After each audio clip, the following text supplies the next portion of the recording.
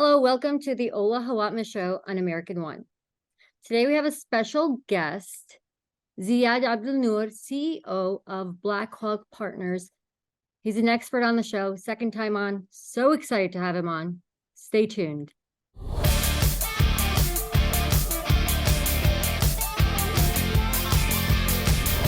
Hello, Mr. Ziad Abdelnour. Thank you for coming on. My pleasure, Ola. My pleasure to be back. So much to talk about, and we are listeners, we want to hear about your expertise, especially the direction this country is going in, and I love following your posts and your stuff. We're definitely aligned. We have the same views. So tell us what's going on. I mean, what are the last post that you posted yesterday? Let's talk about that. Yeah, I mean, look, despite all the challenges we face today, I believe there is hope for the future of America, but with the right people in power. We do not have the right people in power. I'm not talking from a political point of view. I'm talking from a policy agenda. Everything that's being done is wrong. Steve Jobs once said, innovation distinguishes between a leader and a follower. And Einstein famously said, we cannot solve our problems with the same thinking we used when we created them. If we're going to save America, we need to be innovative and think differently about the challenges we face, very differently. So I agree with you. You know, I mean, it's a total different frame of mind. I completely agree with you. Speaking of challenges, what would you say is the biggest challenge in America today? There's a lot of challenges. They're all equally. I will elaborate on them. But most importantly, you know what? I can cite challenges nonstop. It doesn't help. The key is that how do you resolve these challenges? The politicians talk about we should do this, we should do that, but nothing is being done. This is, they expose the solution, the problems, but no solutions. Look, I mean, 10 years ago, I used to see a lot of intellectual talks on TV, guys like Milton Friedman and others, who provided clear-cut solutions to a lot of the issues being faced, inflation, etc. Today, there's no solution. They expose the problems. We have a problem, a lot of divisiveness, hatred. Everybody wants to tear down the other, Republican, Democrat, no solution. No well, solution.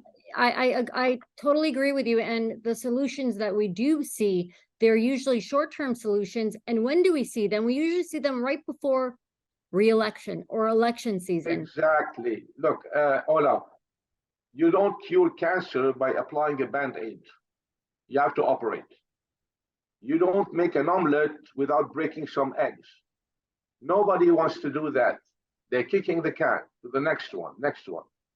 One of the biggest challenges we're facing today is economic inequality. The gap between the rich and the poor has been growing for decades, and it shows no signs of slowing down. Now, in order to address this first problem, we need to invest in education and job training programs that will give people the skills they need to compete in the modern economy. They need to acquire skills. They don't need to be given handouts. Now, addressing the inequality is not just about investing in education. We need to teach them how to think and understand money. There's never been a financial education in high school or college. They come to the workforce, they don't know how to deal with money. They don't know how to build a portfolio. I mean, what I mean by that is that we need to teach them how money actually works, how to invest in real estate and other topics that are not really taught anywhere in schools or colleges, anywhere, until you start doing your master's degree. It's too late. You have to start way earlier in the process. So true, so true. Our children, I mean, that's another issue, a big issue for the future of America. You know, there's so many. Let me cite a few, then let me give you But I've been thinking about that a lot these days and writing a lot about it. I know. I love having you on, and I love listening to your opinions and your expertise. I love it. So go ahead. Look, we need to break away from a society dependent upon government programs and a government that prefers it that way for political reasons. Look, every president, you know, since whoever, since for the last 5 decades, except maybe for Trump, always talked about jobs, jobs, jobs. We need to create more jobs and more jobs. That's not the solution. This is a very, Narrow way of narrow-minded thinking. Because jobs, people are now stressed to death. They take 2, 3 jobs, and it's still not enough. We need to create, bottom line, an environment that's conducive to wealth creation. Once you create such environment, you don't have any more this pressure of the job. Every person has to become a cash flow machine, and I will tell you how we can do that. Ola Inc., Ziad Inc., John Inc., Peter Inc., with different streams of income, dependent on themselves, not on government. Government will never give you the opportunity to grow. They're looking for money, power, and control. Most governments. So, by learning these service-based skills, individuals can adapt to these changes and remain very competitive in the job market. Then there was a question of, there's so many issues. We've talked about this. We've talked about the strength of independence away from being controlled from the government. Yes. To be weak and not stand on your own feet. What kind of future is that? Exactly. But to have the independence to start without the aid of the government, because it just cripples us. We also need to invest in media literacy programs that will help people to better understand the information they consume and to distinguish between fact and fiction. We need to invest in cybersecurity research and development and training programs for cybersecurity professionals. With the daily attacks in the nation's power grids, just one failure could have long-standing horrific effects. Look, the annual cost to the U.S. economy due to patent theft and types of intellectual property infringement ranges between 250 billion to 600 billion. That's huge. Wow. Yes. We need to go and invest and understand food and water shortages. When a growing population and changing climate patterns, access to food, water is becoming scarcer in many parts of the country. We need to invest in sustainable agriculture, water management practices. We need to invest in education and outreach programs, again, to help people better understand the importance of healthy eating habits. We need to invest in education, job training, and infrastructure. We need to invest in programs that promote civic engagement and media literacy.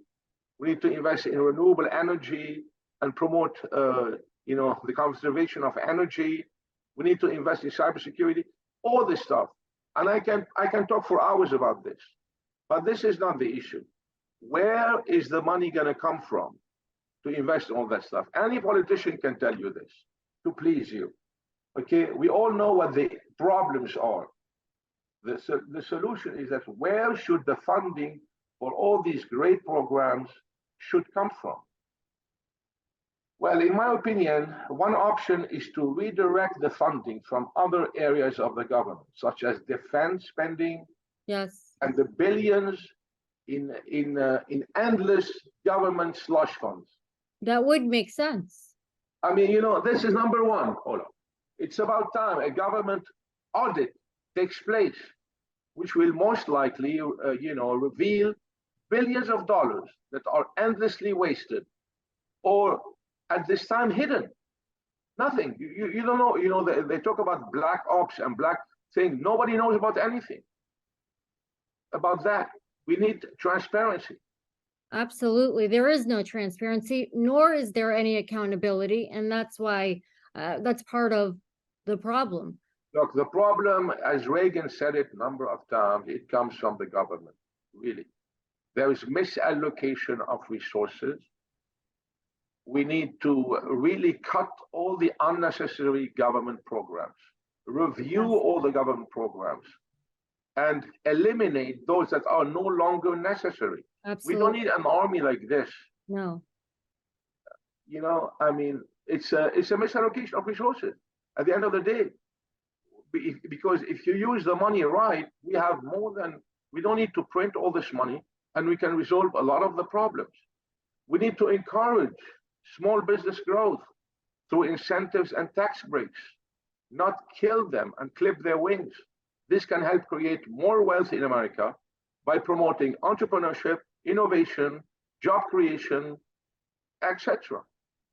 We need to give tax credits and deductions instead of raising taxes.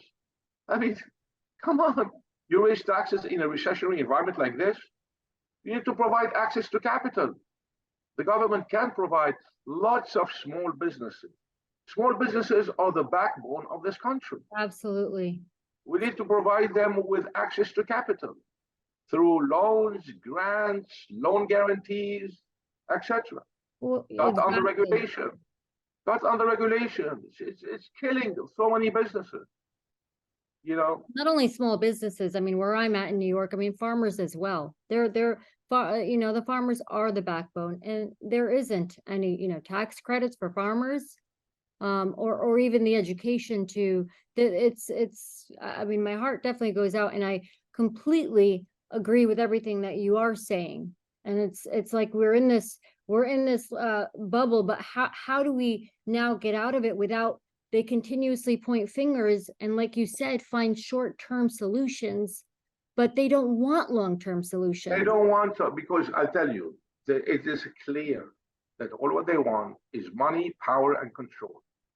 Control the people, control the narrative, control the agenda, and have people dependent on them. The last blog I've written about the wealth taxes and about increasing the taxes, and Yes. all that, they don't want you to be rich. They don't want you to be prosperous. They don't want you to be like this. They don't want you to be informed. They don't want you to have critical thinking. They don't want this. They want robots. This is a fact.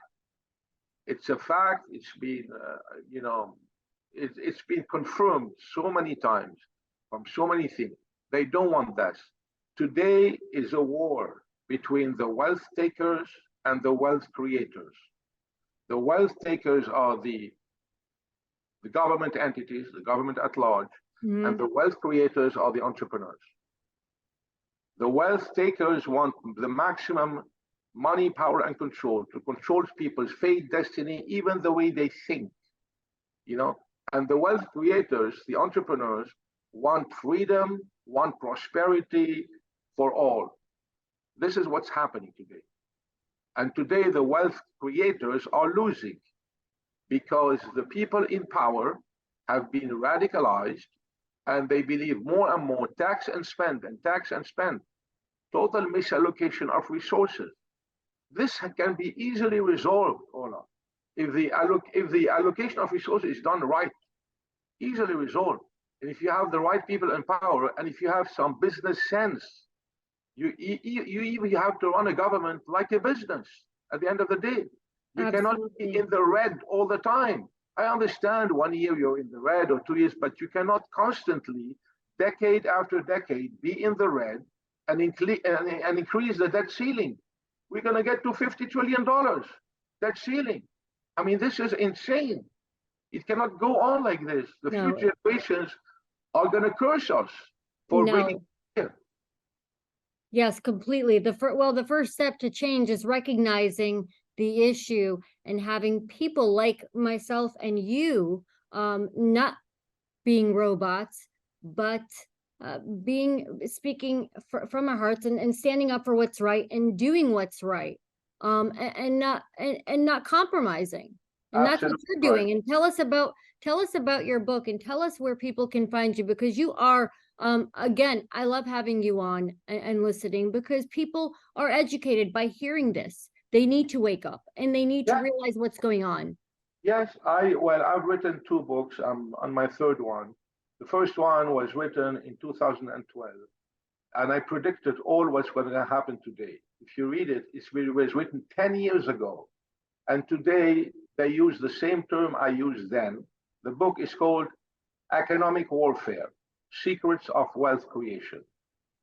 I said exactly 10 years ago, more than 10 years ago now, what's going to happen, how to create wealth, how to outsmart the system. Some people, friends of mine, read it just recently, and they said, it is unbelievable how you predicted that. Well, it's hard work. I'm not Nostradamus. It's hard work. I see the trend. I'll see how the money moves. At the end of the day, if you really understand what I'm saying, you have to look at how the money moves and how the armies in the world move. If you track this very carefully, you will know what's going to happen. So my first book, Economic Warfare, Secrets of Wealth Creation. My second book, written back in June 2020, is called Startup Saboteurs: How Ego, Incompetence, and Small Thinking Prevent Wealth Creation. That's exactly what's happening today with the actual government. Lots of ego, lots of incompetence, and lots of small thinking, which is leading to where we are today, and a lack of wealth creation. Wealth creation, there's nothing bad in it.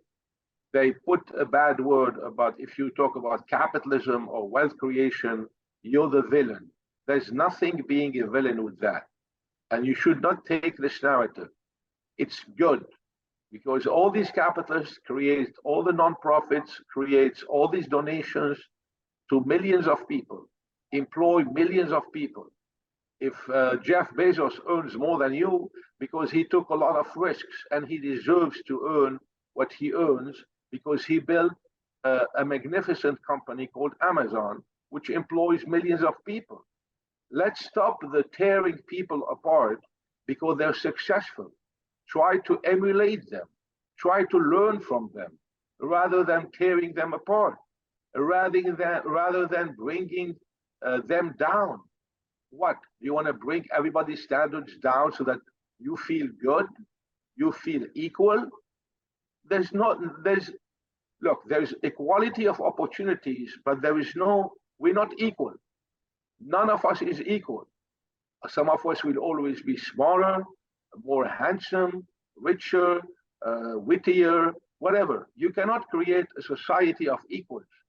Not everybody can live on Fifth Avenue and drive a Rolls Royce.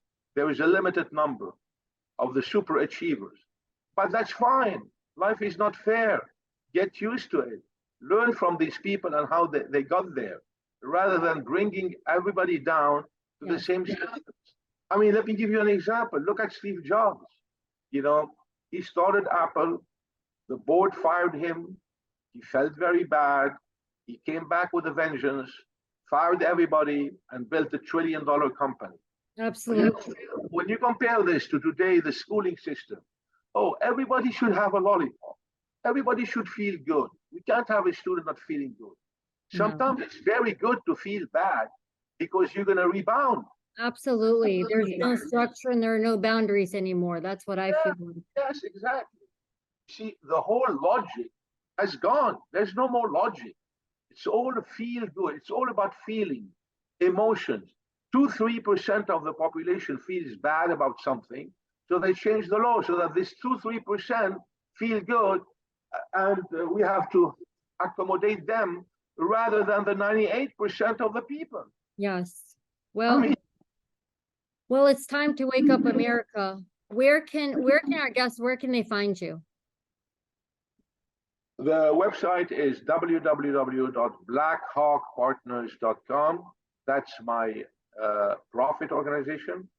And I also run a nonprofit called www.financialpolicycouncil.org, which is basically, it's a 501c3 in the education space to teach people, educate them, empower them, to create wealth, to make a difference, and to make an impact on themselves, their family, this country, etc.